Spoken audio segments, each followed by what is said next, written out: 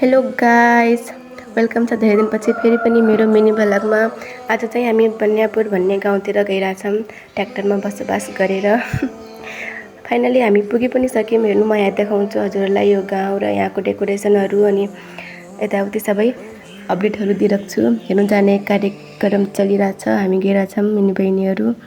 अनि म चाहिँ लागेँ अब आफ्नो कपाल उडाउँदै घरतिर, मतलब बेहुलीको।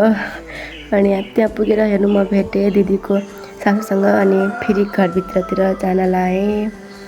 अनि यहाँ हेर्नु, यहाँको डेकोरेसन यस्तो छ, ती सबै यस्तो छ। अनि यहाँ जाने बित्तिकै म केटीहरू आँप चोर्नलाई थालेँ।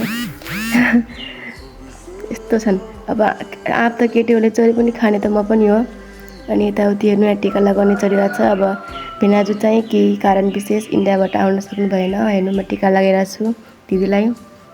टिका लगाइसकेर अब यो मायाको चिनो भनेर भनौँ न, दिदीलाई दिइरहेको छु कि लगाइदिइरहेको छु भनौँ।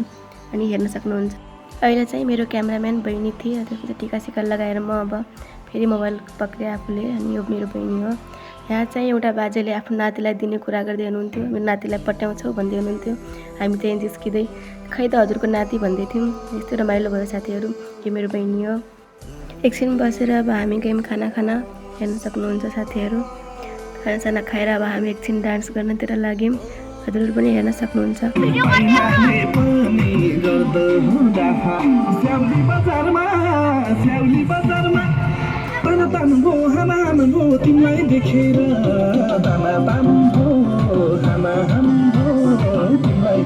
आजलाई यति नै गाइस। यदि हजुरहरूले साथ सपोर्ट दिनुभयो भने, माया दिनुभयो भने फेरि पनि भेटौँला अर्को मेरो मिनी भ्लगमा।